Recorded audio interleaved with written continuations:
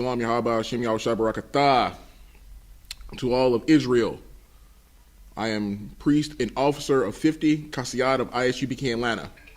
Today is the biblical law class. Today we will be going over the topic of our oppressor and how much he is a cold-blooded murderer. Before we get started, I'm just going to give you the itinerary as we always do to let you know what's going on here each and every day in the I.S.U.P.K. On Monday, we have our biblical history class. Tuesday, we have our brotherhood class. Wednesday, we have our biblical law class. Thursday, we have our scripture breakdown class. Friday, we have the Lashawan Kodash class, which is our original language in the Hebrew. And Saturday, we have our Sabbath class, which is from 12 to 1. All classes during the week, Monday through Friday, are from 7 to 9.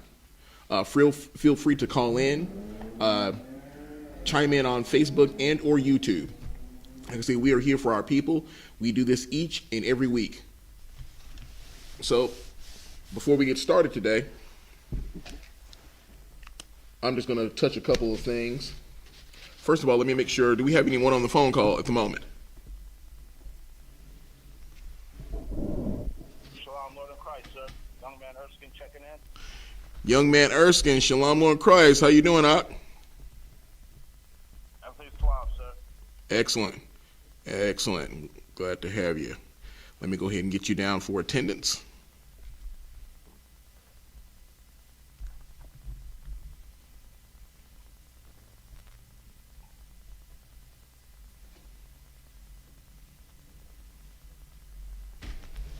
Just one moment, okay? Young man Erskine.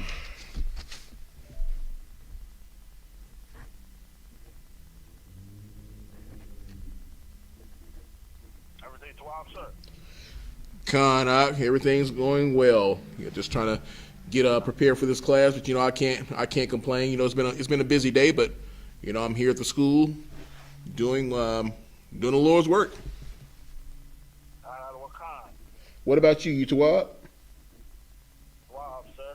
Excellent. And Tawada, for that information, for the flight information and all that, I haven't done it just yet, but I'm gonna get on it probably tomorrow morning. What kind? I ain't the bar, sir. No, I ain't got nobody you. Do we have anyone else on the call?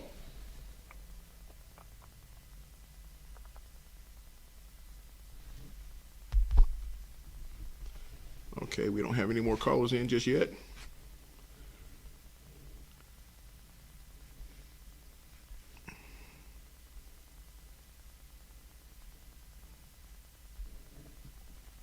So, young man Erskine, what I'm going to do, in case you didn't hear me, the topic of today's class is our oppressor is a cold-blooded murderer, which we all know this. We're going to cover a lot of different topics. Time willing, we're going to go through a lot of different precepts just to hammer in what they've done to our people, to show you how they have no regard for the old, no favor for the young. We're going to let you see what it is that they do to us on a daily, what it is that they've been doing for the last 400 years, how they've been murdering our people in cold blood, and to this point thinking that they're getting away with it, but we all know what's coming. A lot of our people that are out there, to them they see things that are going on and it makes them not have, they don't keep the faith. They believe that these things are happening to us and that there's no God. They'll say if there's a God, then why do these things keep happening? So we understand that the scripture says that he will never leave nor forsake us. We know that in I.S.U.P.K. and we live by it. We understand that we have to follow these laws, statutes, and commandments. We know that he is coming for us, and we know that vengeance is his. So although we see a lot of these things going on in the world today, we shouldn't lose our faith. I know in the I.S.U.P.K. we don't, but we're trying to teach our people out there, number one, who they are, and to come back into this truth. And once they do these things, we can start to really hone in on how they're supposed to move. really hone in on the things that are going to happen, what's to come, and let them know that the oppressor will not go unpunished, that the wicked will not go unpunished, that they will answer for the things that they've done. And for me, it's a beautiful thing to think about, when I know what's going to happen. All these years, all these things that have happened to us over the years, thinking that, wow, they just do whatever they want and they get away with it. I think some of the first incidences that I noticed of the police doing things is probably now we can go back to the 50s and 60s, of course, during the era of the time of voting and Martin Luther King and all that and what they were doing. But in the time that I've been here, I think we can go back to where it was very profound in our face, where they showed us that they didn't give a damn, was when they beat the hell out of Rodney King. I'm sure that, Erskine, you remember when they beat up Rodney King, right?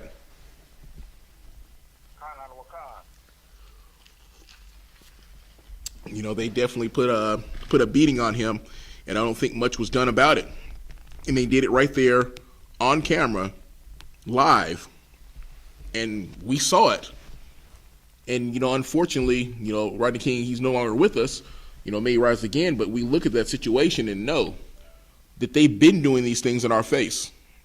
And it's almost as though they're saying, we're going to do it, and there's nothing that you can do about it. But what we can do about it is to come into this truth. Because we understand that we're not warring against flesh and blood. We're warring against these principalities in these heavenly realms. We know that we have a king. We know that we have our God, and we know what he's going to do for us. We just have to endure to the end. We can't be afraid. There's nothing to fear, not when you're in the I.S.U.P.K, because there is no fear here.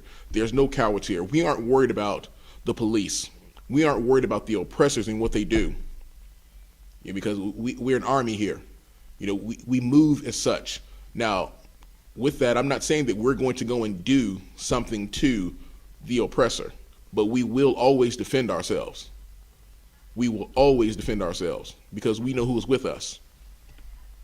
So tonight, it'll probably be a pretty heavy topic, going into Lamentations 4:18, where it's discussing how they hunt our steps, going into Deuteronomy 28 and 50, where we're going to be discussing, breaking down how they have no regard for our old or favor for the young. And what I'm going to really try to drive home is who our oppressor is and just how dangerous he is. How much of a murderous, callous, cold-blooded, barbaric murderer he is.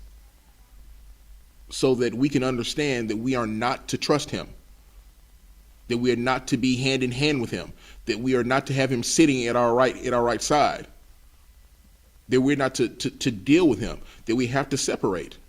Or else he will come above us and he will murder us. With that said, do we have any more callers?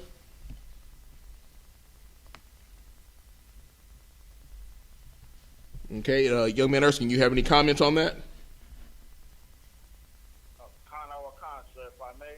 Absolutely. King, I think he was like the first recorded beating of how the oppressor beats us, of how they've been abusing us. As far as I can remember, yes. I know that they recorded us in the past. There's things that they did, with their little cameras or whatever. But that's the first one where we really got to see them in action that I can recall. There could be some. Right, there could be some that were before that, but yeah, you're right. That's the one with Rodney King is the first one that I remember. And basically it started a trend. It's gone from people getting still shots to people getting live footage. But not only the people in the streets, we're getting the footage from the police officers who have it on camera, who have it on their camera vests. So it's that makes it even more interesting, but it makes you angry because they're showing you, yeah, we're going to put these cameras on your vest so that we can record what's happening. And after they record us being murdered by them, they still find themselves not guilty. And, of course, we're going to go into the scripture for that as well. But they can murder us on camera. Then when they have to go to court for it, they have some sort of litigation where they pull these stunts in their laws, and somehow it's found that they weren't guilty or they had the right to do what they did. The oppressor has been crafty in what he's doing. He's been setting himself up to put himself in a position to where he's always going to be safe from harm, so he thinks. He thinks that he can do whatever to us, put these laws in place, and get away with what he does. But we're going to find out as we go through these scriptures today and these different stories, because I have several articles that I'm going to read that are going to show you who he is. Now, of course, hearing the truth, we know. But for those that are watching who are new to this, you're going to find out this evening that your oppressor, the one who brought you here, the one who shoots you in the back 16 times, the one who hung you, the one who burned crosses in your yard, the one who separated you from your children, the one who locked your children in cages, you're going to find out who that is. You're going to understand that the man of sin not only is being revealed, but we're going to bring that out tonight. You're going to understand that today. So what I'm going to do is I'm going to start with discussing how the oppressor is a cold-blooded killer, that he doesn't give a damn about the elderly, he has no regard for the young, the mentally ill, whether you're male or female, whether you're a veteran, black, Hispanic, or Native Indian. You're going to see that who these people are. Matter of fact, he doesn't even care if you're currently serving in the military. If you are of Israel, it doesn't matter to him. I'm sure that we've all seen just a few days ago where the brother was pulled over and they pepper sprayed him. He put his hands out the window, of course, because he feared for his life. They like to say that they fear for their life, but he feared for his life because anytime we get stopped, there's a certain amount of anxiety or thought process that comes with being stopped by the police, because we know that we haven't done anything for the most part, but we also know what they can do. Now, for myself, I don't fear the police. I use wisdom with them. Because, I am a concealed carry. I do carry my firearm, which makes me more of a target because they could stop, pull me over, and of course, if they see my firearm or ask if I have a gun, and I let them know that I do, they can use that at that point to just take my life if they wanted to. But we're going to discuss those things as well. Let me ask you, Erskine, have you ever been pulled over? And if you have been pulled over, how did that make you feel? Even if you weren't driving, have you ever had to deal with the police and it brought any type of anxiety to you? On many occasions, there have been times that with my license being suspended, that I have been on even being on the passenger side, sir. It's like even just being pulled over, knowing I'm just a passenger, that they could like have one standing on one questioning the driver, now another one standing on the passenger side, like, why are you even on my side? I'm not driving, like, it's like I know I'm innocent, but the simple fact they can make you feel like you're guilty. Right. And very uncomfortable. Right. I think, they were so heavy, what you said earlier, because even when they go to court, they always bring that not being guilty of anything that they do, because they always want to bring up the fact, oh, well, he used to be a drug addict, or he used to sell drugs, or this, that, or, some type of criminal activity from the past that they want to try to bring up. Right. As an excuse. Right. This is true. That's very heavy. This is true. They hold themselves not guilty, and we're gonna pull that scripture here shortly. But this is true. They do what they do, and they already have a lie in place. Because they're the devil. They're deceivers. and they're good with their lies. You know, they make sure that they plan ahead with the story that they're about to tell. And, you know, they do basically what they want because they know that they have those boys in blue. They know that they have the judges. They know that they have the court system. That, Salaki, someone there? No, that was in I was saying Khan, I was agreeing with you. Right. So, and exactly, you know, like I'm saying, they know that they have the judges. They know that they have the police. So, you know, Officer Napas, let me ask you, have you ever had to deal with the police in any capacity where, you know, you felt anxiety or you knew there was something wrong or you felt targeted?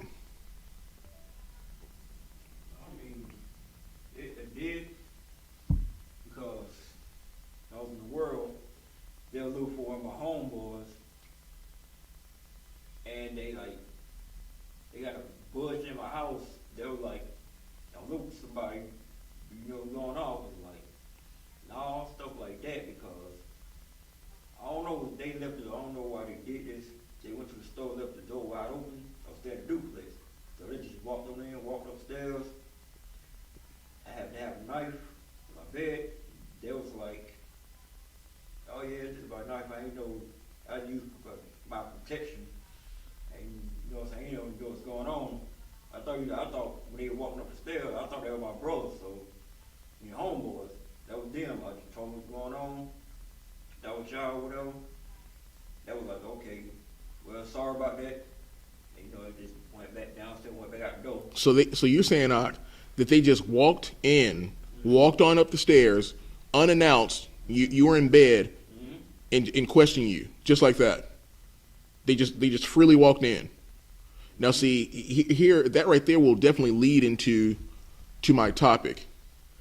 They just walked into your place, questioned you. You know, you're there in the bed. Now, imagine you would have heard something, and you didn't think it was your homeboys, you know, your people, and you had a firearm, and you wanted to protect yourself because someone just came in, and then it had to happen to be the police. Now, if you'd have fired any shots, because of course, you know, you're not waiting to find out who it is. You know that someone has entered into your home. By doing that, of course, now, when someone enters into your home, you most of the time know who's coming in. But if you're asking, let's just say you say, well, who is it? Or if they come in, you know that your door is locked or that it's closed and that no one should be coming in, and they come in unannounced. That's how things happen. You know, I know for myself, I know who's supposed to be in my house. I know who has a key to my house. Now, am I going to go through a procedure to where I'm making sure that if I have to pull my firearm on someone, that I'm making sure that it's not a loved one? You know, there's ways that you can handle that. But I know in particular times of the day, especially at night, if you're coming into my house and you don't have a key and I hear that door open, I'm not waiting for you. You know, the bad part about it, then when my bro stand this side duplex, my other brother stand on the other side of the duplex. So you know the duplex, you know the front door gonna be closed, you know the front part, all you gotta do open it. Right. Or knock on either on that side or the other side. I don't know why they did this, but they left that my side door open. So they just walked, they opened the door, they saw it open, they just walked on and said, I thought it was them. Right. See, that could have been dangerous. Lives could have been taken. Lives could have been taken. You have your sword. Oh. There's I'm gonna get you to read. I got a couple scriptures just to go ahead and get us started. I don't want you to pull up. Go ahead. Is Trooper Azariala?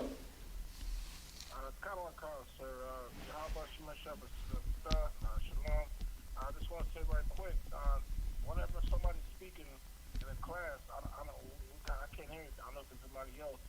I don't know if anyone else, but we can't hear a word that's spoken. Okay, so like you for that. That was Officer Napash, and basically what he was talking about was how there was an incident where the police just came into his home and they walked in. You know, the door was unlocked and they just walked in and walked on up the stairs while he was in bed.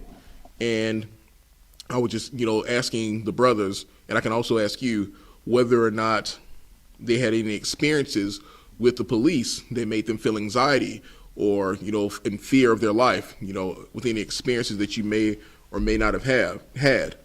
But yes, I'll make sure that I convey what they're saying to you if you can't hear them. But yeah, me asking you, and by the way, Shalom, Yahanna,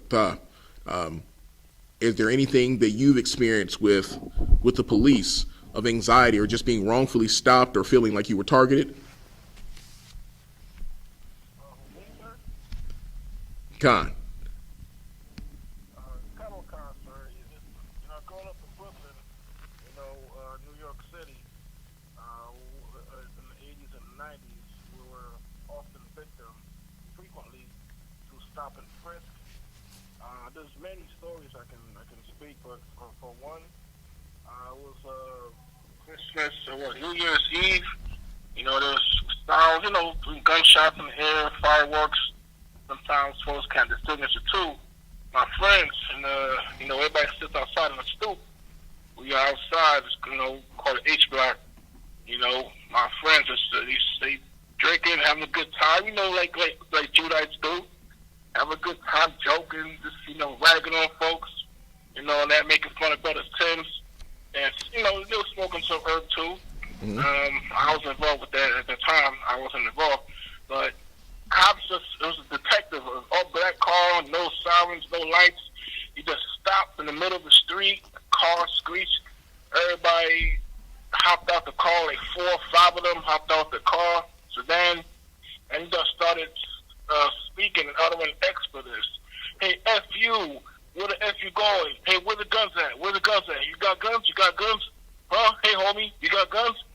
And it was just like, F this, F that. What's up, my bro? What's up, my dude? And my people was just angry. It was just tight. Because they just rolled up on us. I don't remember if they pulled out weapons or not, but they just started searching everybody. And they ain't find no guns, nothing like that. And thankfully, he already threw away the blunt. That was the charges. I was better do 10 years for blunt. But yeah, so it's frequent. Very frequent, sir. That's a lot. Right, absolutely. What you're saying also is going to be a great segue into the topic and the verse. If you could, Napash Babakashah, give me Lamentations chapter 4, verse 18. And make sure that you speak up and read powerfully, brother, so that the brothers on the phone can hear you. Lamentations chapter 4, verse 18. Book of Lamentations, chapter 4, verse 18. They hunt our steps, that we cannot go in our streets. Our end is near. Our days are fulfilled. For our end is come. They hunt our steps. They hunt our steps. That's exactly what they do. They have their boys in blue out there, and they pull us over because we have an air freshener in the window. They pull us over and they say things like failure to maintain lane. They pull us over and say your windows are tinted too dark. They pull us over and say your lights are too dim, or you have a light out. And these are all ways to stop us, to harass us on another level. These are certain routine. Hey, Go ahead. the water, sir. Excellent points. Real quick, if I may.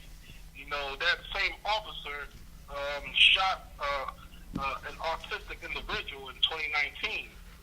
I don't know if that person died or not, but so when you pull out your weapon, and I'm sure you're aware, you gotta release the safety. That's both for the pistol and the taser. You don't just put it out and then squeeze. It ain't no mistake. Right. And also, furthermore, I heard the officer read loud and clear. I was loud and clear. That's right. Right, you're right. And, even to that point, a firearm is going to have a different weight than a taser, especially a loaded firearm. A loaded firearm has a different weight than an unloaded firearm, but it's also going to still be heavier than that taser. So, in my thought process, when I look at that, they know what they're doing, but they know that they have the law on their side. They know that they can say, oh, it was an accident, or I feared for my life, or, yeah, it was just a part of what we do. And somehow it's going to be made to suit them. But that's okay, because they're definitely going to get what they deserve. If you could, Napash Babakashah, could you get me Deuteronomy 28 and 50?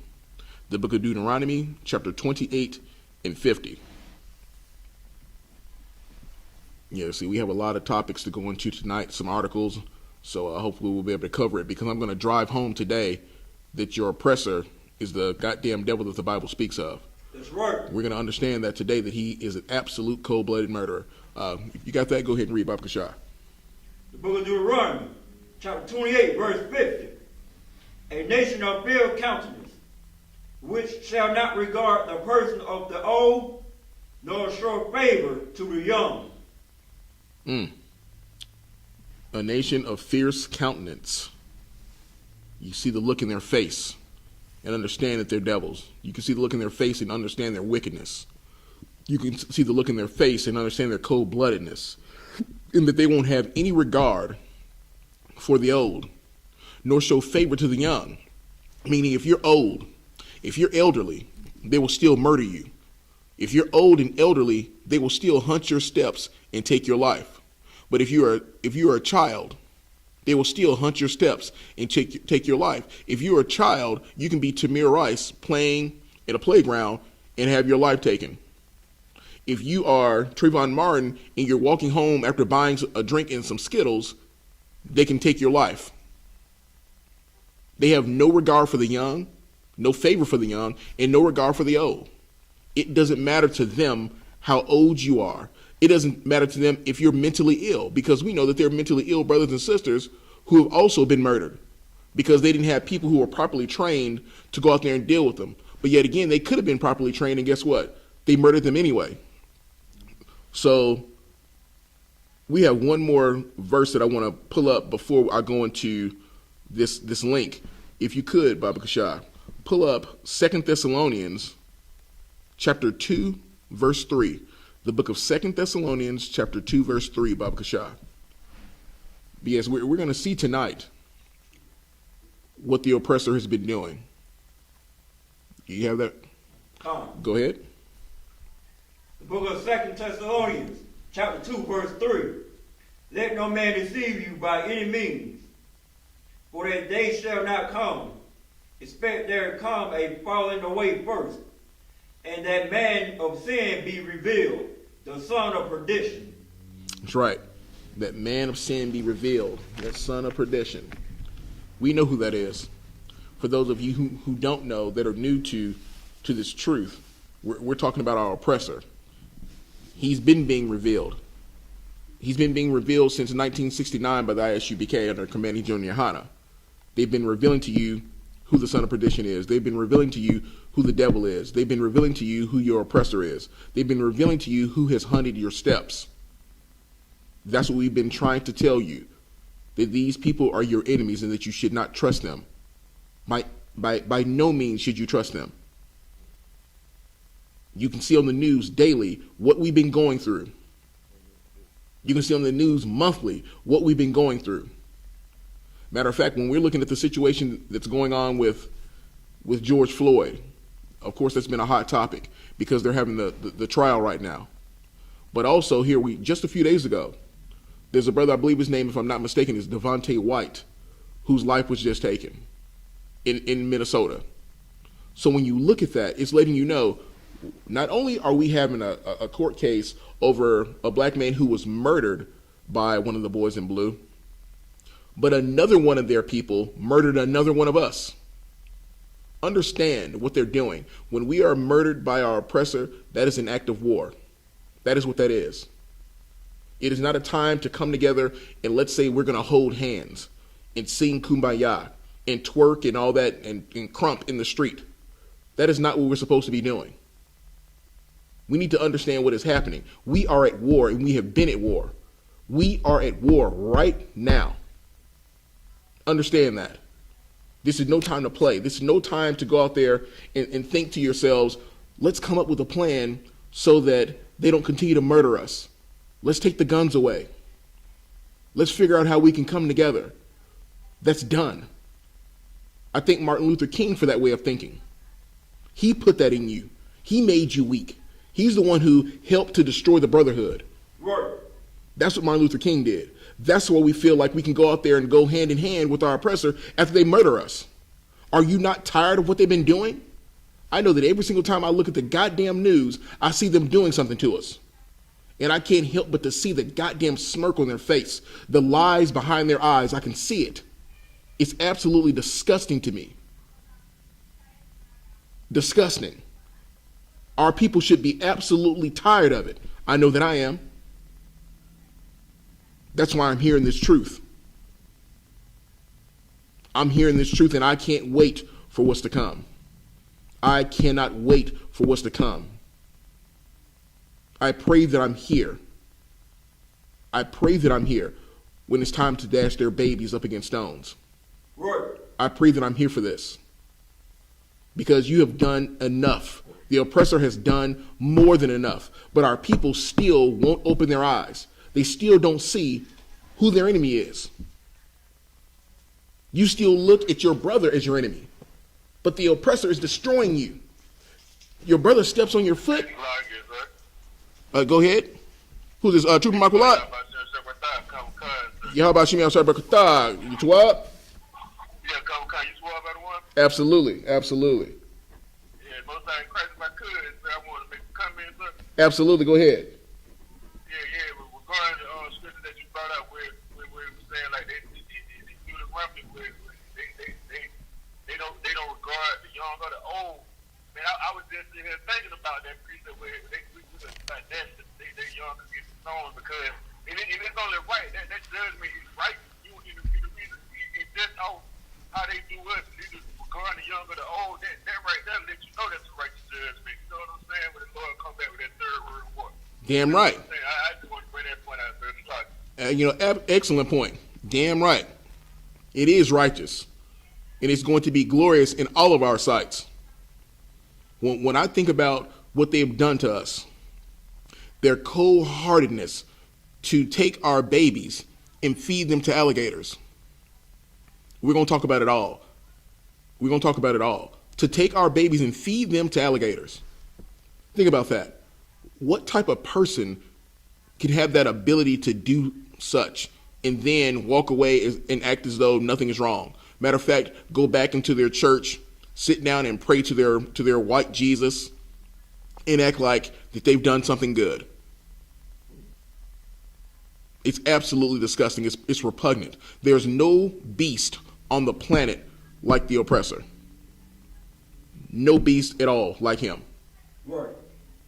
I mean, it's absolutely disgusting. Being in this truth, it takes a humility.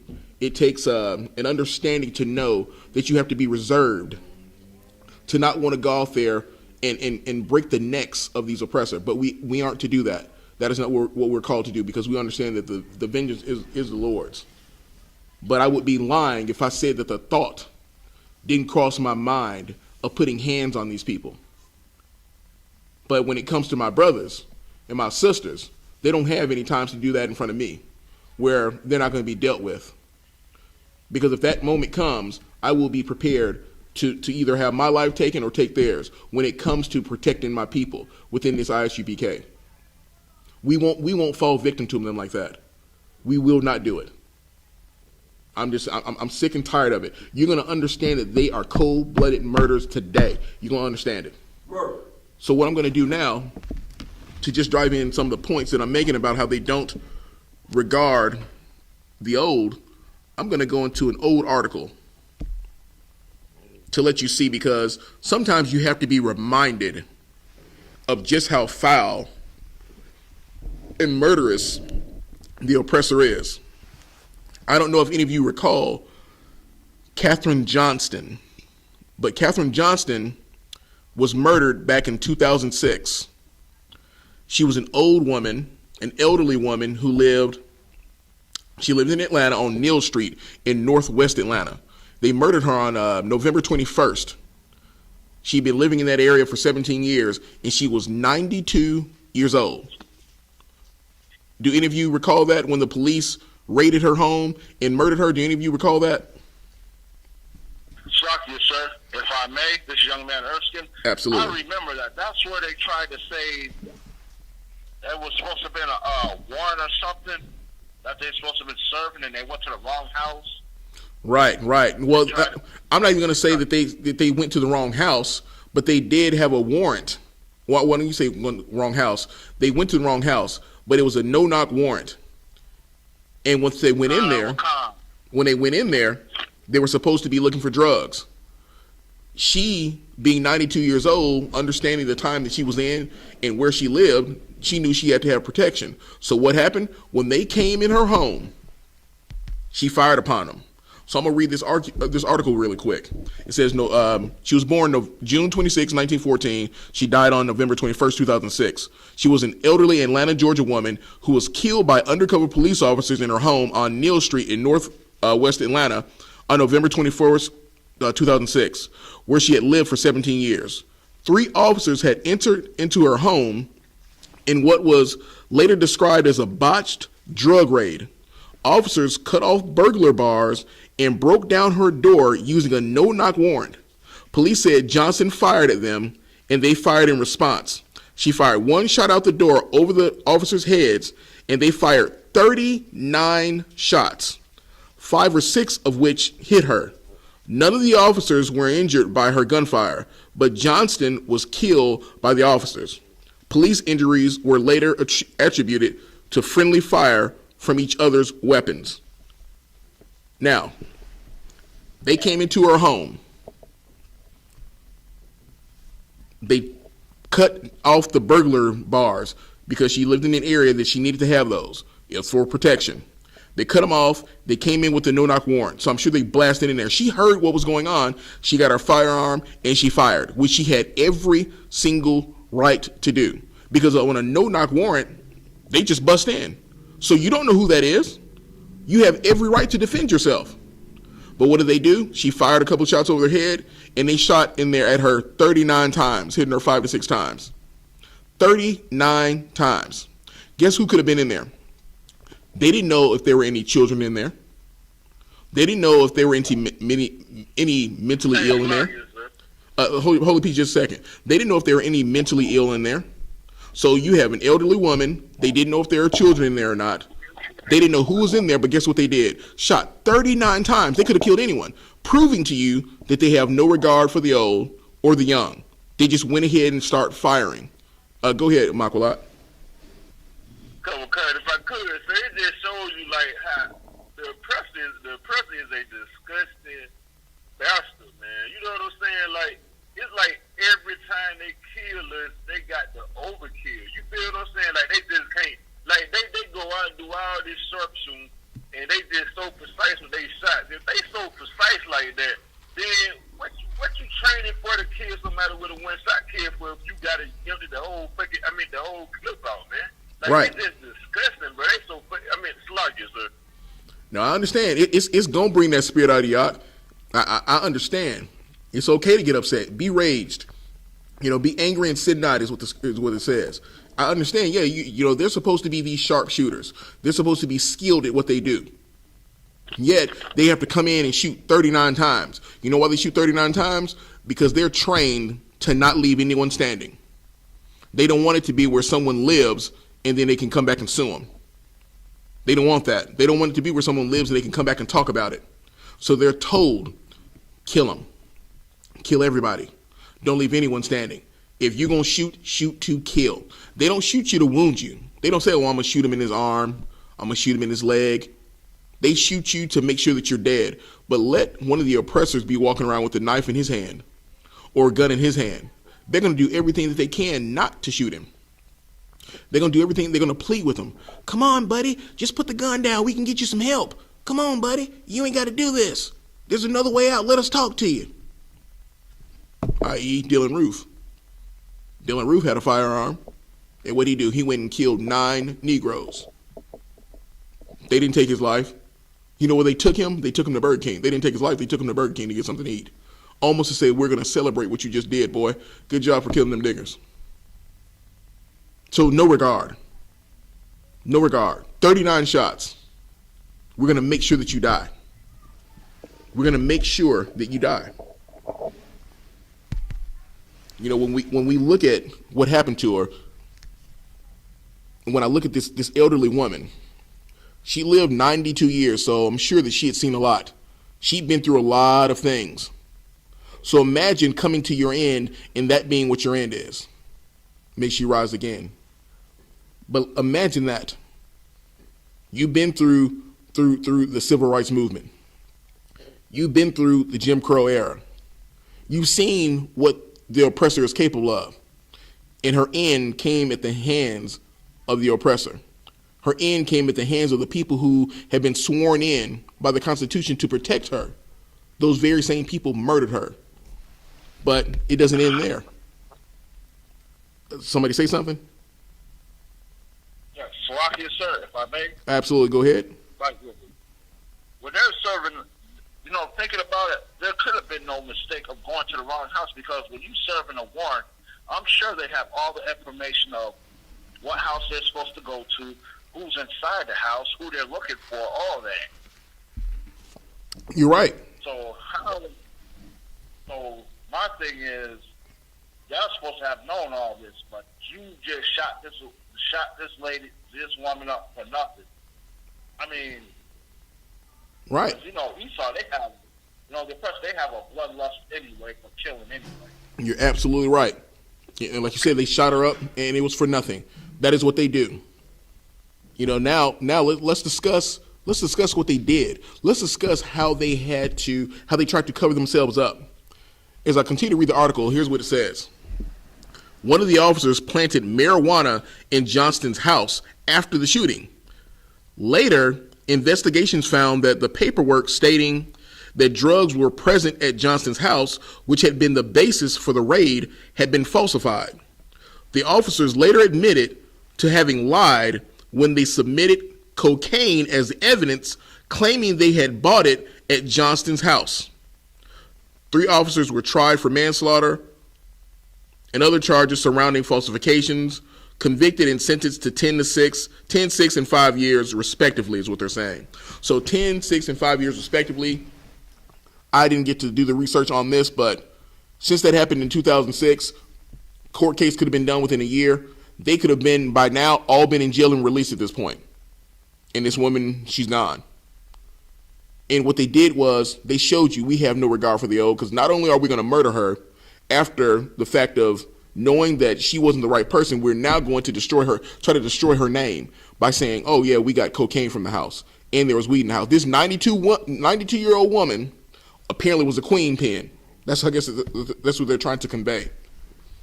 She was 92 years old. They found weed in her house and they bought cocaine. They falsified the evidence.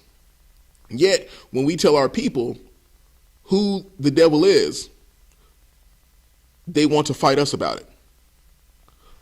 You love your people so much, but one of your own people was murdered by these boys in blue and set up.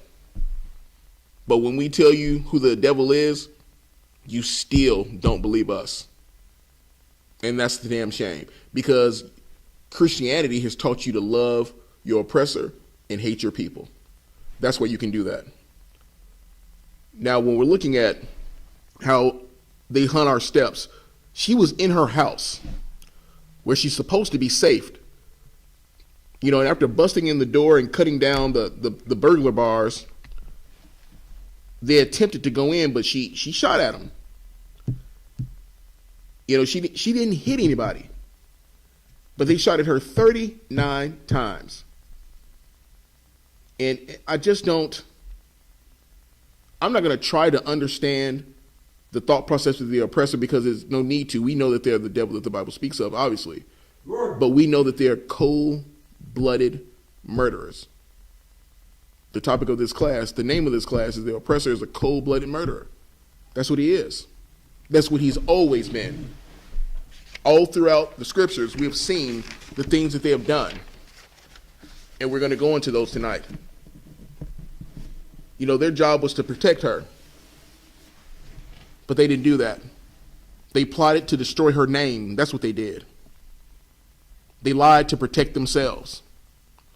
If somebody could, actually, Napash, if you come up here, if you could pull for me Zechariah 11:5, Baba Kasha, the book of Zechariah 11:5.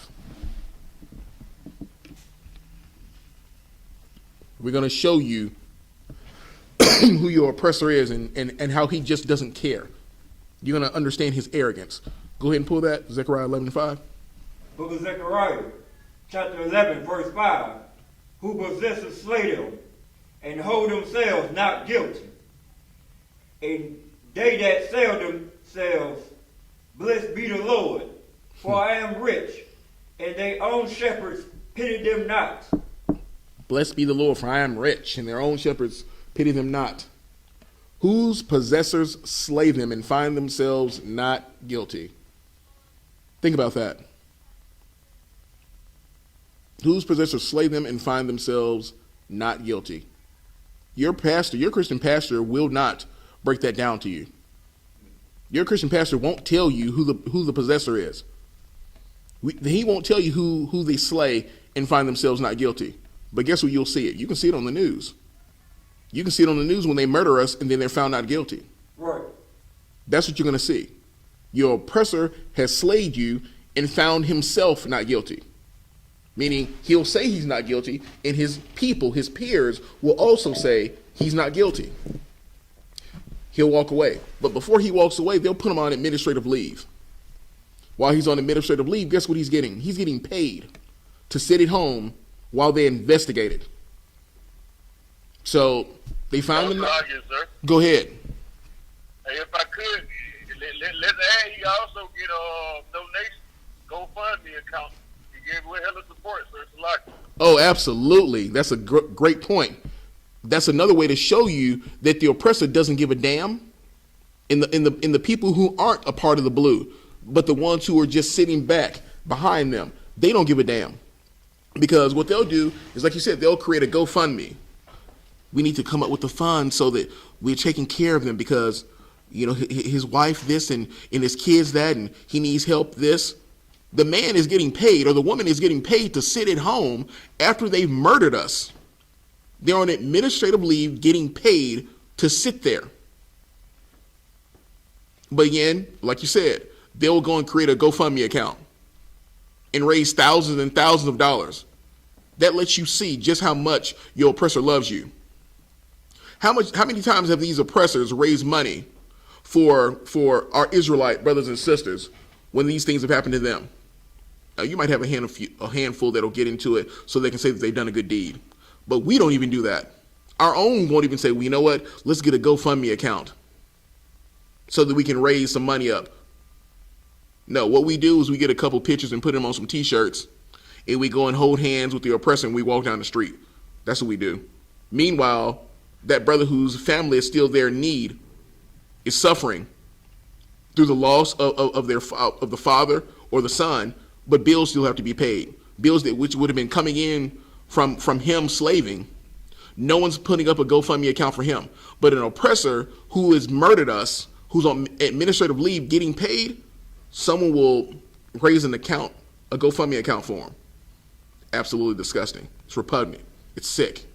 It makes me want to vomit anytime I see oppressors. It makes me sick because I know the thought process that they have. It should make you sick, is what it should do. If you could, Baba Kashah, I need you to pull, give me 1 Maccabees. 1 Maccabees in the Apocrypha, chapter 3, verse 28. 1 Maccabees, chapter 3, verse 28. And we're going to put things into perspective that the oppressor is a cold-hearted serial killer. You know, for you in the class or on the phone, each one of you can name incidents where we were murdered by our oppressor. We can name them. Here in the last couple of years, 2-3 years, we can just name off several, just like that, where they weren't armed. They could have been out selling cigarettes. They could have been going out to buy Skittles. They could have been in the park playing with their toy gun. They could have been riding in the street, or riding down the street with their rib. Any of those things could have been the case. But guess what? They had no regard. They had no favor. They wanted to kill us, and as young man Erskine said, their bloodlust. They act upon it. Understand this. You've been training. You went through the academy. You've been shooting your gun. You've been shooting at targets. training to do what it is that you do, but you don't get the opportunity to do that. You're out there shooting at your targets, but you want to shoot at something real, and you haven't had the chance just yet. But when that opportunity comes, you're going to make sure that you get it. Here's how I'm going to prove that to you. You might have one brother. We're going to go back to Chicago, where the brother was shot 16 times, 16, 17 times in the middle of the street, no weapon. When you had multiple officers shooting at one brother, that's them showing you, I'm going to get my shot in. You have to ask yourself, if you're unarmed and one man can use his firearm, you don't have to have multiple men shooting you. But what they're showing you is that they want to get an opportunity to shoot. This is the big moment. This is our chance. We train for this. We practice for this. I'm tired of shooting at targets. I'm tired of shooting at dummies. Find me a nigga to kill. So guess what? They shoot at Katherine Johnston 39 times, all of them. They shoot at the brother who got killed in the middle of the street in Chicago 17 times. All of them. I can't continue to just name all the brothers who've been shot multiple times by multiple police because one gun wasn't enough. One bullet wasn't enough. All of them had to take aim. To rock you, sir, if I may. Absolutely. Go ahead. Kalamakanta, water, sir. Excellent points, real heavy, being out. And if I'm not mistaken, they shot, 51 shots at Sean Bell. Brother getting ready to get married and all that. And we all like hip hop and all that, to various degrees. And a lot of hip hop artists be like, I unload my clip, reload, and let him shoot you some more. But the cops can actually do it. So lock you. Right. We have to unload and then reload. Think about that. We have to unload then reload. That is a bloodlust for sure. We're gonna make sure that we fill you full of holes. How does that make you? Matter of fact, like I said, this class you can express your anger. I want to know from you on the phone. How does that make you feel? How does that make you feel that they shoot you up, unload, then reload, and continue to shoot? That's what they're doing to our brothers and sisters. Tell me, go ahead, Yahanna, die. If I may, truly, how would I check it in? If I may, I can tell you how I feel. Tell me about it. Man. Absolutely. The way I feel about it is like this right here. You know what I'm saying? I can't wait to cry get back because I'm gonna do it to you, you rat bastard. Lock you. Absolutely. It's going to be a glorious time. It's going to be a glorious time. Somebody else on the phone. Tell me how you feel about it. Tell me what your thoughts are. Let me know how angry you are. Lock you, sir, if I may. Absolutely. When your house child returns, the oppressor, I want the youngest baby. I want you to stand there and watch me do everything you've done to me and my people. I want you to stand there and watch what I do to your child, to your newborn baby, your pregnant wife, and she's pregnant again, carrying another one, your grandma, your mama, your daddy, and I want you to be the last to feel it. Give me some more. Trooper Makwalat, Azariala, give me some more.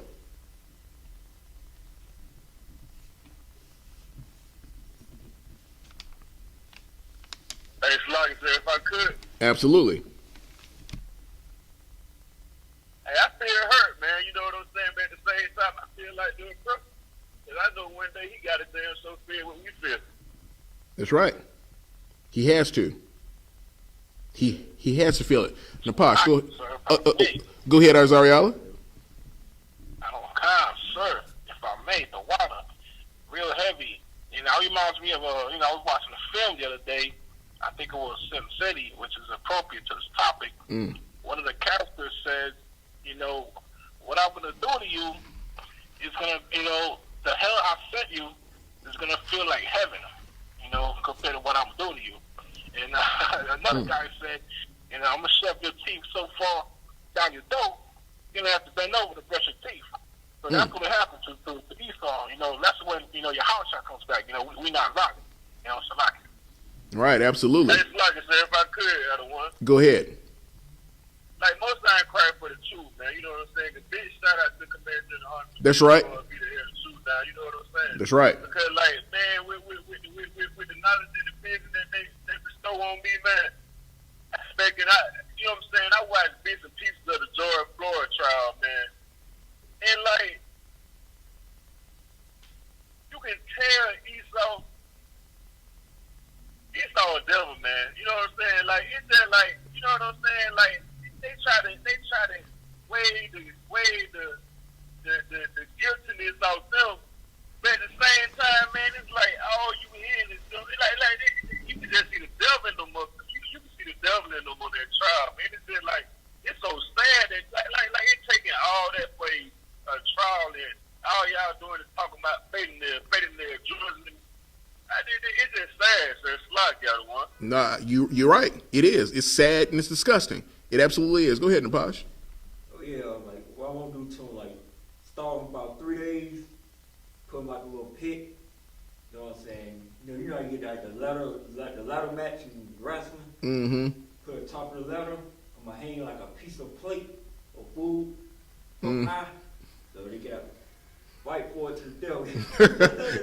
Napash is basically talking about how he gonna make them do some Hunger Games for a plate of food. You gonna starve him for 3, 4, 5 days. Yeah, go ahead. Hold on a second. He gonna starve him for 3, 4, 5 days. Have 6 or 7 up there looking at that food and make them fight to the death for it. Go ahead, Yahweh. So like I just want to say, man, nigga, can I come visit? Lucky. Absolutely. We gonna have the Hunger Games on these Edomites, on these oppressors. Absolutely. You have that from Yahanna, that First Maccabees 3:28. Come. Go ahead. The book of First Maccabees, chapter 3, verse 28. He opened also his treasure and gave him. Salakia. It's not 3:28. It's First Maccabees 3:20. Baba Kashah, Salakia. First Maccabees 3:20. The book of First Maccabees, chapter 3, verse 20.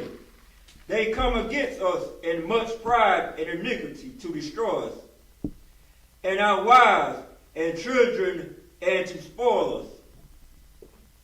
They come against us with much iniquity,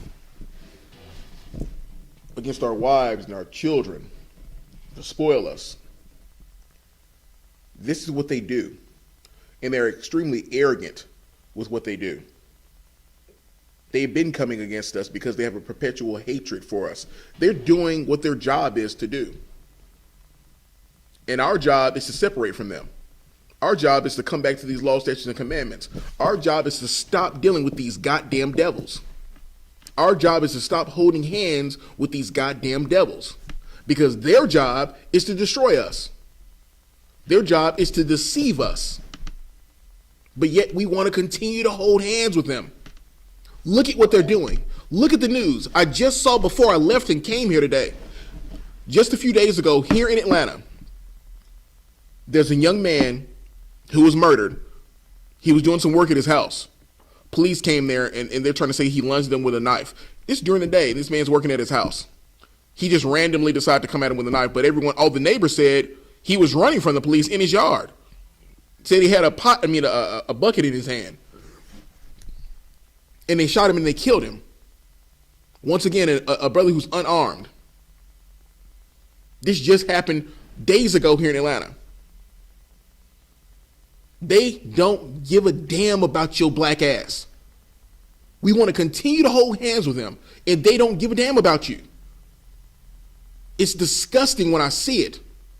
Whenever you say something to a Negro about anything that's going on in this world, they want to point the finger back at their own people. Well, what about us? What about us? Well, we this. Yes, there's things that we need to do. There are things that we need to do. We need to come back to these laws, statutes, and commandments. Absolutely. We need to come into this I.S.U.P.K and understand that this is the home of the truth, under commanding General Yahanna. That's the only way that we're going to survive. That's what we need to understand. Absolutely. But I will never turn my back on my goddamn people and say that it's their fault. Now, do we need to agree with our oppressors quickly, lest they take us before the judge? Absolutely we do.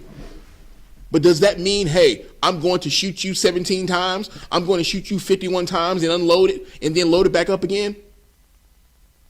No, Does that mean that Thanks a lot, you, sir. go ahead, Op? If I could, I wanted to bring out a precept, sir. Absolutely. If I could, is this on topic with the night, sir? Go ahead. It's 1 Samuel, chapter 15, verse 3. Now go, smite Amalek, and utterly destroy all that they have, and spare them not, but slay both man and woman, infant and suckling ox, and sheep and camel and ass. Because the reason I'm bringing that up, because isn't that referring to how they did us? You know, when I forgot the story, but it wasn't that Amalek with when they killed off all old and young, the sick. You know what I mean? When they were stalking us, sir. Basically going back to the precept of limitation that you brought up, sir. Well, you know, if I don't want to make any mistakes, but I believe that's what we were ordered to do. I can't recall. I know the story. I don't know in detail, but just so that I don't make any mistakes, I believe that was what we were ordered to do. Like one of the brothers was ordered to go and take out everybody, but they didn't do it.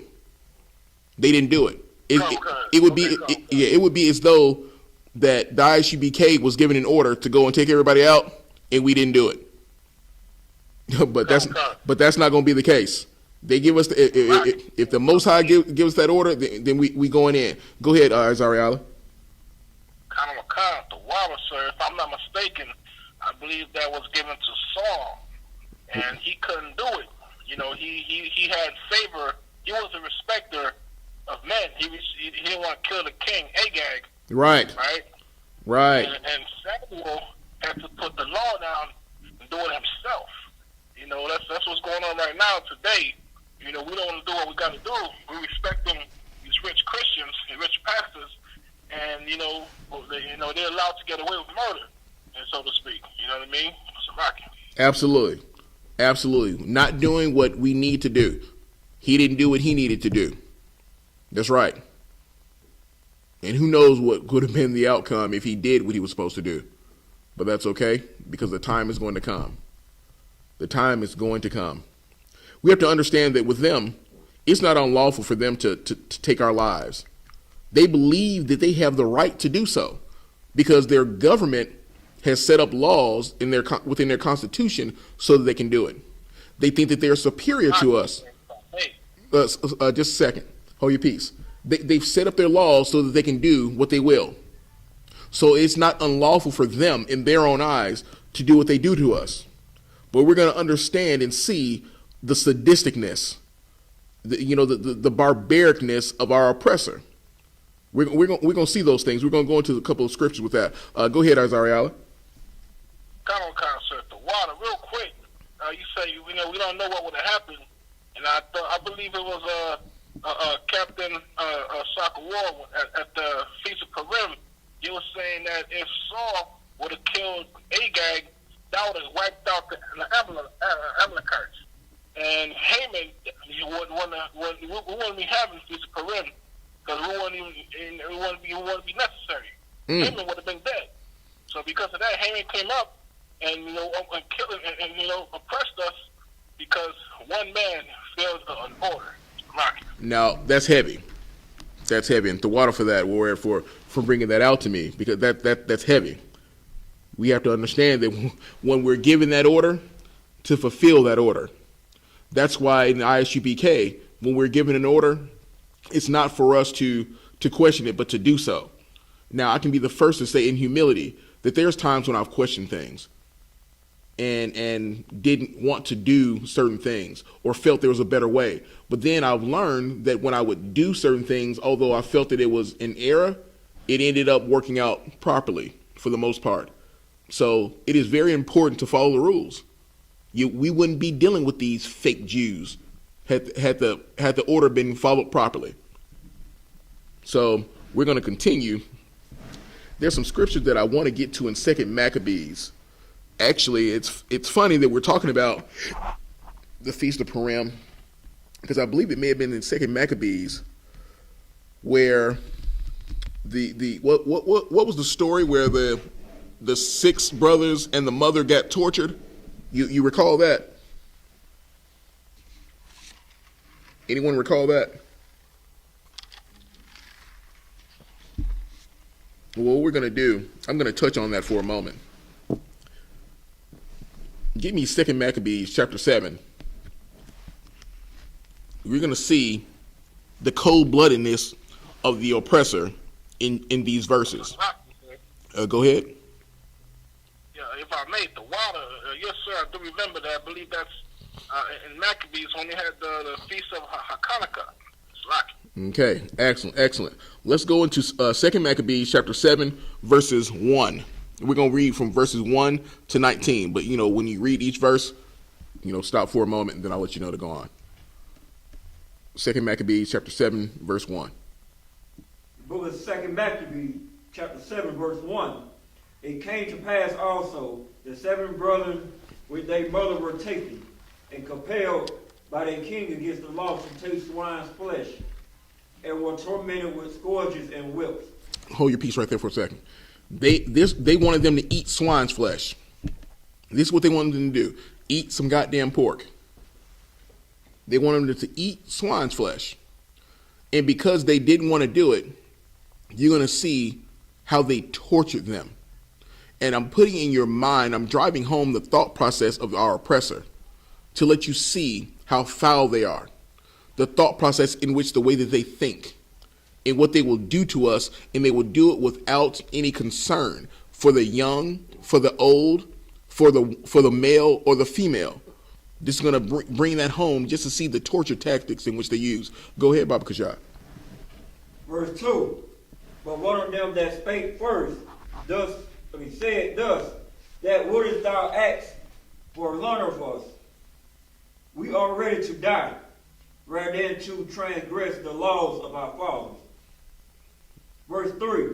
Then the king, being enraged, commanded pans and cauldrons to be made hot. Verse 4. Which for would bring heated, he commanded to cut out the tongue of him that spake first. He commanded to cut out the tongue of him that spake first. Go ahead, continue.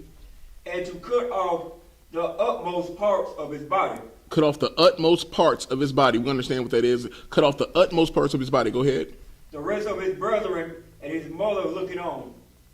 Verse 5. Now when he was thus maimed in all his members, he commanded him, being yet alive, to be brought to the fire, and to be fried in the pan. So they cut him up and fried him in the pan while his brothers and mothers watched. Think about your oppressor and think about his thought process of just how foul he is. Go ahead, continue. And as the vapor of the pan was for a good space dispersed, they exhorted one another with the mother to die manfully, saying thus.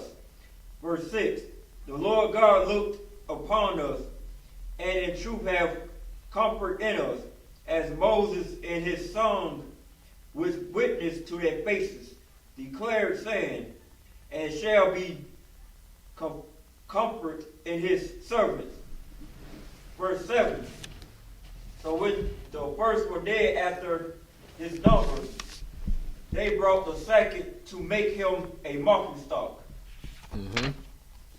And when they had pulled off the skin of his head with the hair, they asked him, Wilt thou eat before thou be punished? Hold that right there. They pulled off the skin of his head. So they were scalping him. And then going to ask him, will thou eat before thou be punished? Will they eat the pork? But listen what your oppressor is doing. Continue. Before thou be punished throughout every member of thy body. Verse 8. But he answered in his own language, and said, No. Wherefore he also received the next torment in order, as the former did. Verse 9. And when he was at the last gasp, he said, Thou had a fury taken us out of his present life. But the King of the world shall raise us up, who have died for his laws, unto everlasting life. After him was the third made a mocking stock. And when he was required, he put out his tongue, and that right soon, holding forward his hands manfully. Verse 11. He said courageously, these I had from heaven, and for his laws I despise them. And from him I hope to receive them again. Verse 12. And so much that the king and they that were with him marveled at the young man's courage, for that he nothing regarded the pains. Verse 13. Now, when his man was dead also, they tormented and mangled the fourth in like manner. Stop right there. So they've killed 4 of them, not 3 at this point. And then it says, now when this man was dead also, they tormented and mangled the 4th in like manner. They tormented and mangled. Mangled. They just destroyed this brother, his physical body, his flesh. They mangled him.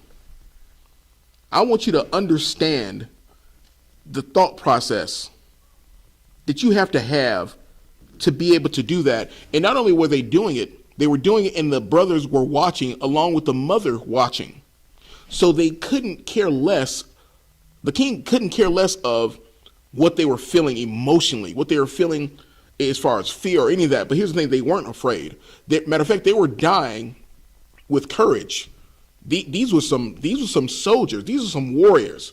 They were like, we're not going to break the laws of our God. We're not going to do that. So if you're going to do this to us, fine, go ahead. But understand what they were doing. Here's why I'm bringing out the fact of these scriptures, to see the thought process of how they're so murderous and how they're cold-blooded. They've been doing it from the beginning, and they're still doing it today with no regard. Cold-blooded. You have to have a certain thought process to be able to do that. You see, within Israel, we have a certain compassion that's within us. It's in us. It's built in. And we've got away from those things because we follow the oppressor. But we have compassion for our people.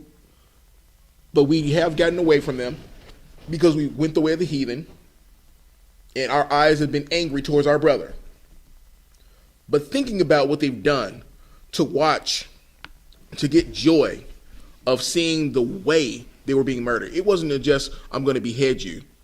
I'm going to dismember you. I'm going to put you in a frying pan. I'm going to cut out your tongue. I'm going to scalp you. That's what I'm going to do. This is the thought process of what they were doing to them. I'm going to continue reading from here. I do appreciate it. We're going to go into verse 14 where it says, so when he was ready to die, he said, thus is good, being put to death by men, to look for hope from God, to be raised up again by him. As for thee, thou shalt have no resurrection to life. Verse 15, after they brought the 5th also and mangled him. So it's the 5th brother they physically destroyed. Then we go into verse 16. Then looked me unto the king and said, reputable, thou doest what thou wilt, yet think not that our nation is forsaken of God. As I've said in the very beginning, he said that he would never leave nor forsake us. But our people see these things happening to us on a daily, and they think that there is no God. If there was a God, why are these things happening to us, and why is the oppressor getting away with it? But you're seeing here in Maccabees, what they're letting you know, that although they do these things to us, he says, think not that our nation is forsaken of God. Verse 17, but abide a while, and behold, his great power, how he will torment thee and thy seed. Let me say it again. But abide a while, and behold, his great power, how he will torment thee and thy seed. So we know what's coming. We know what's coming. Verse 18, after him also they brought the 6th, who being ready to die said, be not deceived without cause, for we suffer these things for ourselves, having sinned against our God. Therefore marvelous things are done unto us. Whew! That is heavy. That's a soldier right there. That's why I say it'll be glorious no matter how it goes down. It's going to be glorious, but you're not going to make me turn away from my Lord. You're not going to make me do it. You're not going to make me break these laws, statutes, and commandments. Right. No oppressor is going to do that. We're going to go down in here.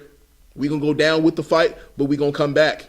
We're going to stand up in the fight, and we're going to come back. no matter what. I'm going to go ahead and go on to, what's this? Verse 19. But think not thou that takest in hand to strive against God, that thou shalt escape unpunished. See, our people out there believe that these things are happening, that's it. Lives are taken, and nothing else is being done. They're going away scot-free. They find themselves not guilty. The oppressor finds them not guilty. Find themselves not guilty. But understand, the scripture says that the wicked should not go unpunished. Though you join hand in hand with them, the wicked shall not go unpunished.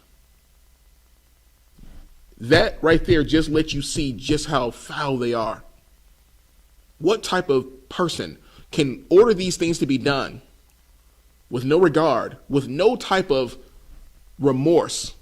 Your oppressor can. The goddamn devil that the Bible speaks of, that's who can do that. He's been doing it from the beginning. He's been doing it for 400 years. Since we've been over here, he's been doing it. He did it just a few days ago. He did it to George Floyd. Think about it. If you can put your knee on a brother's neck and just stay there while the brother's saying he's crying for his mother, he's saying that he can't breathe, he's wanting you to get off, he's pleading with you, anything that you can do just to stop, and you just sit there while other people are watching and telling you to get off of him, that the man isn't going anywhere, that the cuffs are behind his back, what can he do? And you just sit there and look, you a cold-blooded devil. That's what you are. Right.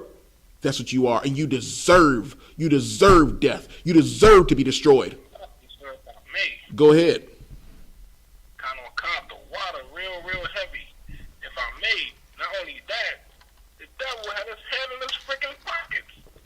You know? Right. And they said, if I may, it said he readjusted himself several times, you know, and further that, he was barely on his toe.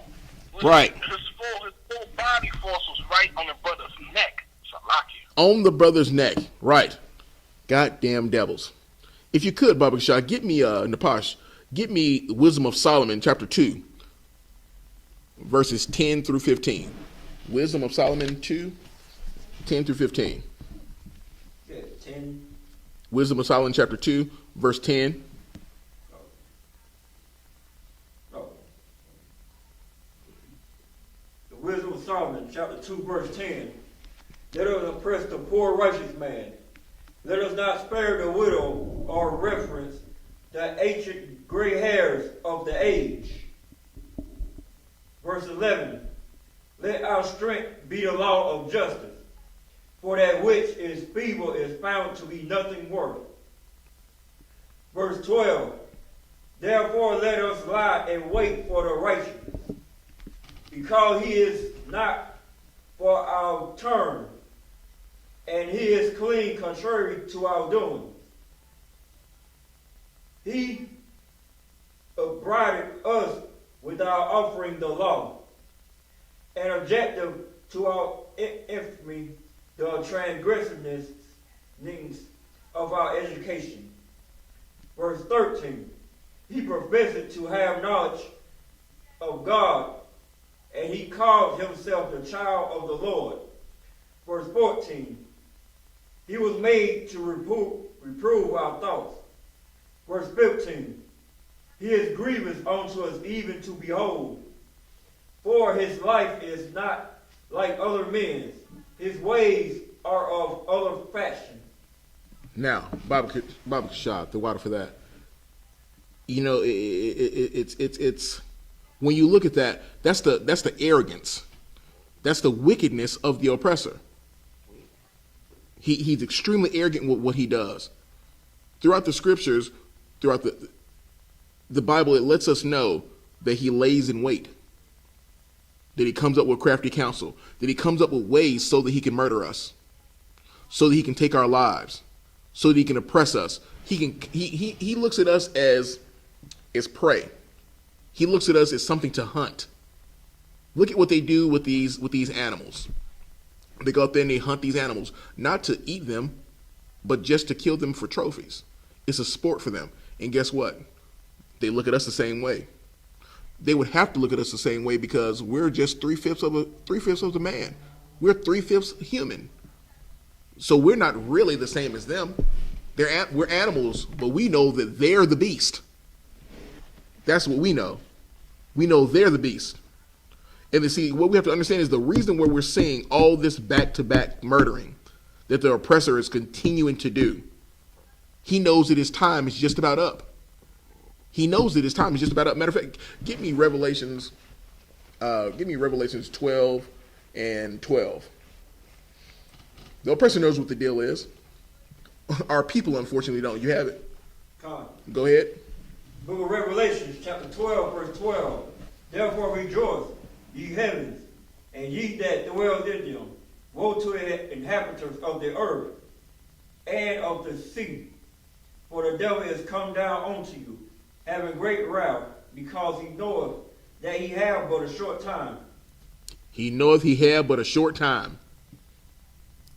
He's coming down to you with great wrath because he knows he has but a short time. It's almost like he knows what the deal is, so let me get rid of as many of them as possible. Let me destroy as many of them as possible before my time comes. We have to be aware of these things. If we aren't aware of these things, we will continue to go out there, join with them, do all we can with them to become one, to be on some we are the world type garbage. Because we don't understand that he knows that his time is coming up. His time is ending. So these things are happening, and he's having a field day with it. He is destroying your black ass, but you won't listen. Blacks, Hispanics, and Native Indians, you need to take heed and hearken unto the words of the Lord and come out from among her. You need to listen to the prophets that he has sent out there in the I.S.U.P.K. to let you know that these people do not love you. They do not regard your old, and they have no favor for your young. Understand that. We're going to continue. Give me Psalms 37 and 12. The book of Psalms, chapter 37, verse 12.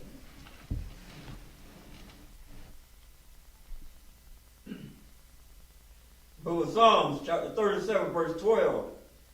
The wicked plotteth against the just, and gnasheth upon him with his teeth. He gnasheth upon him with his teeth. They plot against us. So let me let you see some things of the plotting. When we go back into the old laws, or I don't say the old laws, these laws are still today, and they're just now getting rid of some of them because of what just happened to Ahmaud Arbery.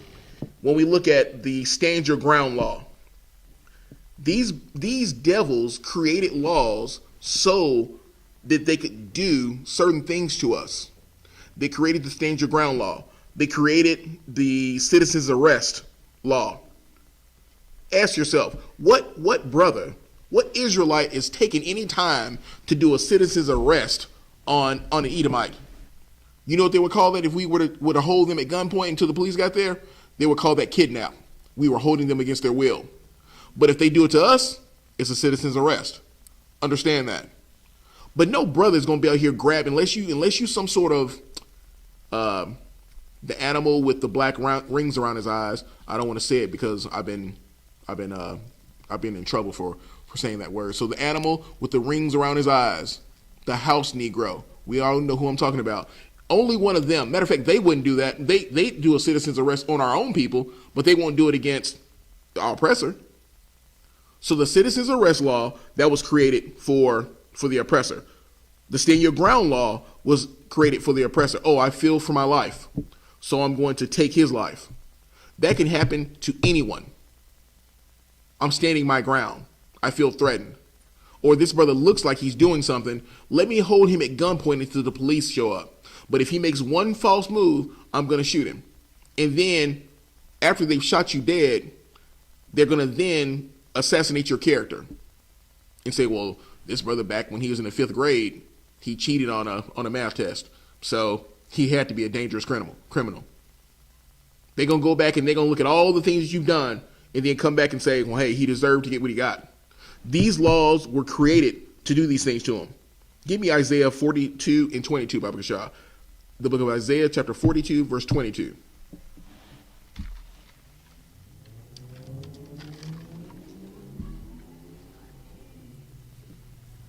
Book book of Isaiah, chapter 42, verse 22.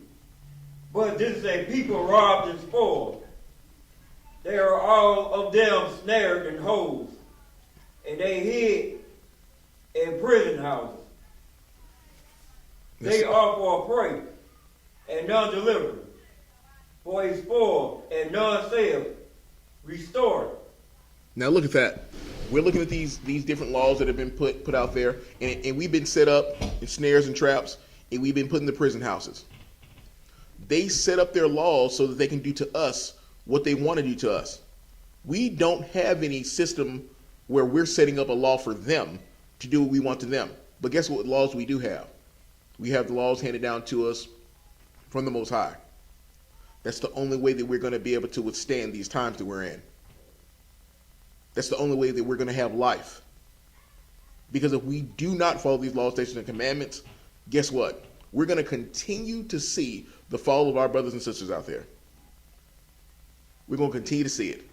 You have to understand that there's a safe haven here. There's a sanctuary here. We have to understand that we have refuge. We have refuge here in the I.S.U.P.K. As a matter of fact, there's a brother on the phone whose name means just that, Makwalat. Go ahead, Zariala. I'm a cop. The water, sir, real heavy. You know, like you were saying, we cheat on the math test. You make a mistake on a spelling bee, they throwing a book at you, right? But today, this devil, Bernie Madoff, just died, right? Sad death. He stole $1 billion in his Ponzi scheme, and this gave him a few years in prison, right? But a black man, a brother, he steal a loaf of bread, he's doing 30, 40 years in prison. Solitary confinement. There's no limit to these devils and what evil that they'll do. So lock it. You're exactly right. You are exactly right. There's no limit to what they'll do. Absolutely no limit. We're going to continue to talk about this and the heinous acts that they do. How they torture us. Read for me Deuteronomy 28, verse 65 and 66.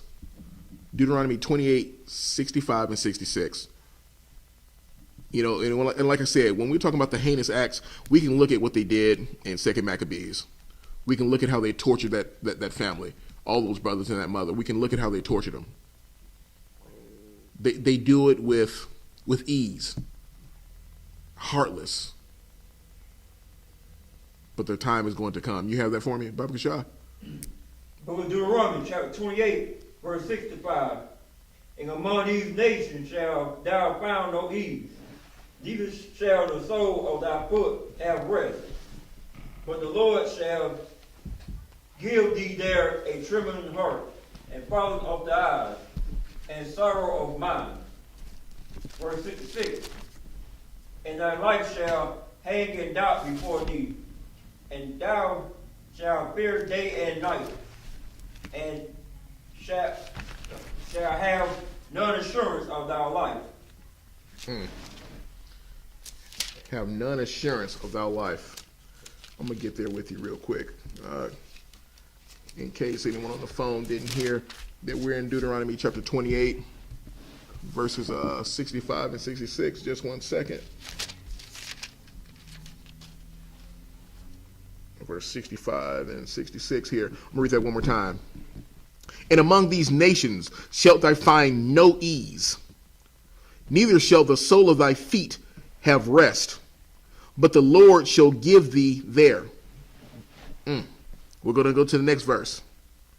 And thy life shall hang in doubt before thee, and thou shalt fear day and night, and shalt have no assurance of thy life. Hang in fear day and night with no assurance of thy life.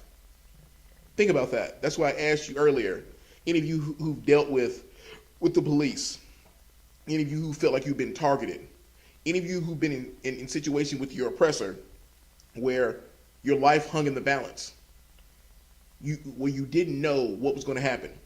Right here it's letting you know that your feet will have no rest, that you won't have any ease. The only way that you're going to have any ease or any rest is if you come into this truth. The only way that you're not going to fear day and night is if you come into the I.S.U.P.K and follow these laws, statutes, and commandments under commanding Yahanna. That's right. That's what you have to do. We aren't going to beg you to do it. We're going to teach you. We're going to show you. You're going to see through how we move that we are protected. It's up to you, or is it, to make the decision to say there's got to be a better way for me to get out of this hell that I'm living in, so that I don't continue having to toil day and night, wondering, am I going to be next? Not only from the hands of your oppressor, but unfortunately from the hands of your brother. Because we need to learn that we can't take our own lives. But anytime the oppressor does it, we know this is an act of war. That's what it is. It's not a time, like I said, to go hold hands with them. You don't go hold hands with your oppressor. Give me Psalms.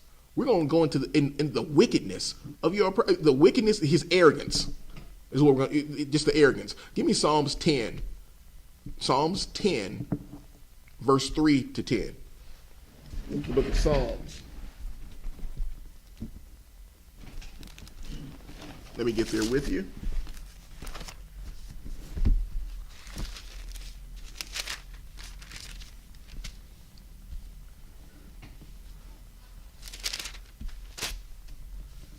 The book of Psalms, chapter 10,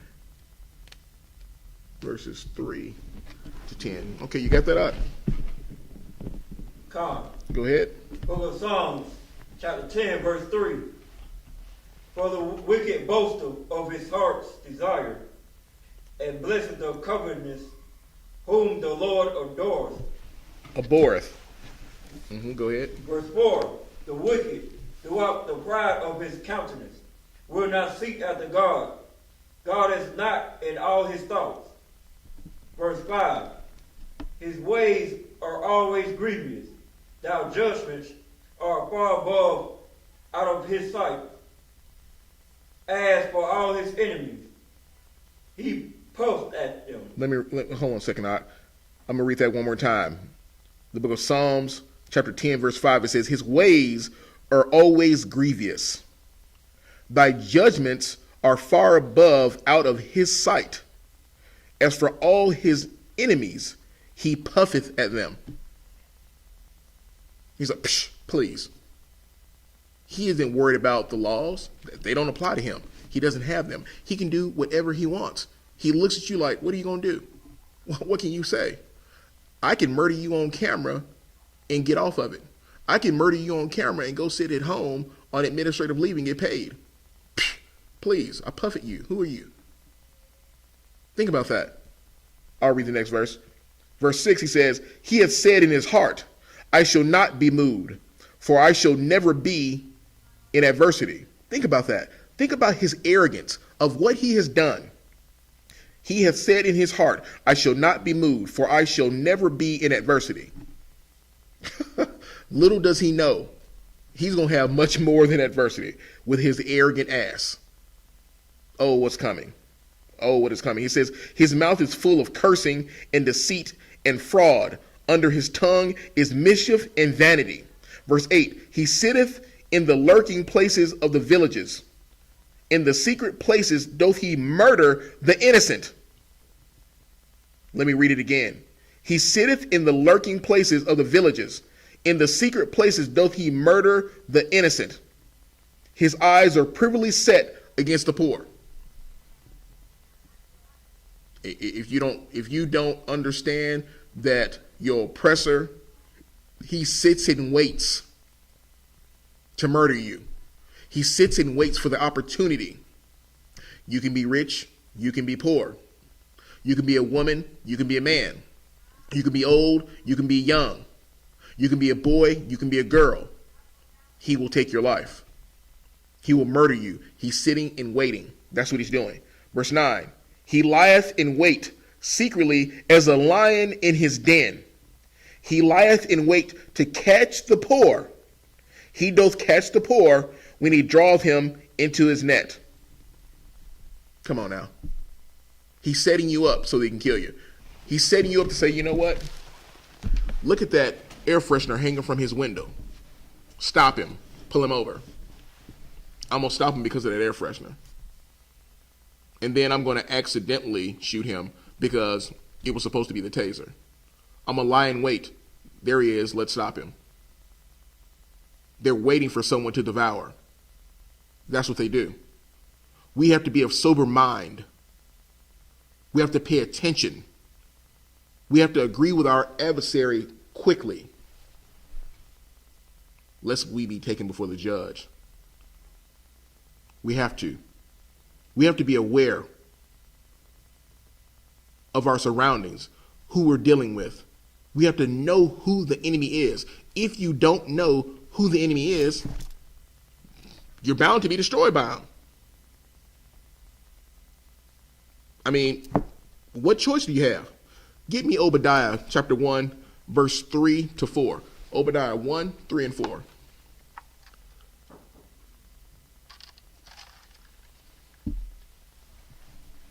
Yeah, chapter 1. Khan. Obadiah chapter 1, verse 3 and 4. You know, Obadiah chapter 1, verse 3. The pride of thy heart hath deceived thee, thou that dwellest in the clefts of the rock, whose habitation is high, that said in his heart, who shall bring me down to the ground? listen to his arrogance. The pride in his heart has deceived him. He says, who shall bring me down? Understanding he's arrogant. He's wicked. He's cocky. He has done what he has done all these years. For 400 years since we've been here, over 400 years, with no consequences. But the time is coming, oppressor. The time is coming for Esau. The time is coming for all these oppressor nations to get just what they deserve. I promise you, you will not go unpunished. You will get your just dessert, as they say. Now, I'm going to touch on this because we don't have that much time. Matter of fact, we don't have the time to touch on this final stuff that I want to go through. But I wanted to make sure that you understood who you were dealing with. And so before we end the class, and the apostles have to step out for a second, if you could, Yahanna, are you there?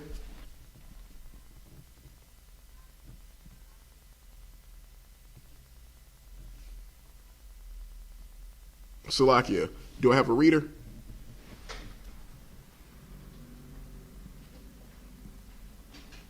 Come. Okay, if you would, Baba Kasha, give me the book of Ecclesiasticus, chapter 12, verses 10 to 11. The book of Ecclesiasticus, chapter 12, verses 10 to 11. I'm going to end us with this.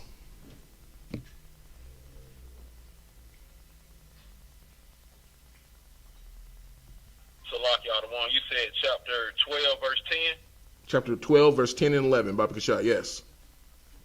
Come. This is the book of Ecclesiastes. You say Ecclesiastes? Ecclesiasticus. Salakia, the one. That's okay. Wrong thing, give me a moment. Oh, Makulat has me. Go ahead, Makulat. Come. This is the book of Ecclesiasticus, chapter 12, verse 10. Never trust thine enemy, for like as the iron rusted, so is his wickedness. Read that one more time for me, Baba Kasha. This is the book of Ecclesiasticus, chapter 12, verse 10. Never trust thine enemy, for like as iron rusted, so is his wickedness. We're going to stop it right there. Never trust thine enemy. Let me say it again. Never. Doesn't mean sometimes. Doesn't mean there will be one day. Doesn't mean there's possibilities. That means never trust that goddamn devil. Right. Never. I've shown you today through these scriptures, through these different articles, just how demonic, just how devilish, just how wicked, just how callous just how repugnant your oppressor is. Right. That's what I've done. You see that he's a cold-blooded murderer, and that's all he is. That's what he's been. That's what he knows how to do good. He's skilled at being a murderer, Right. and he's continued to murder our people. The time for that is coming to an end. The time is coming to an end. But what do you have to do? You have to come out from among them. You have to separate yourself from him, Right. and you have to not trust him. The scripture just said, "Trust not thine enemy." Right. Never trust your enemy. That's what I'm going to leave you with in this class today. I am Priest and Officer of 50 Kasiad of I.S.U.P.K. Atlanta. I'm going to hand the class over to Priest and Prophet, Officer of 50, Napash Kayad.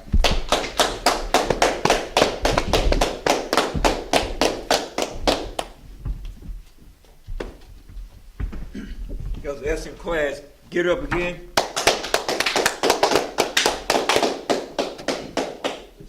Salam. This is I.S.U.K's career announcements. We're at I.S.U.K start out 1 West 125th Street, Harlem, New York. Room for a new brother and sister. When a new brother and sister come to the school, they are off limits for 6 months. They are here to be saluted only. They are here to set themselves of the world. If they need transportation, the teacher will arrange it.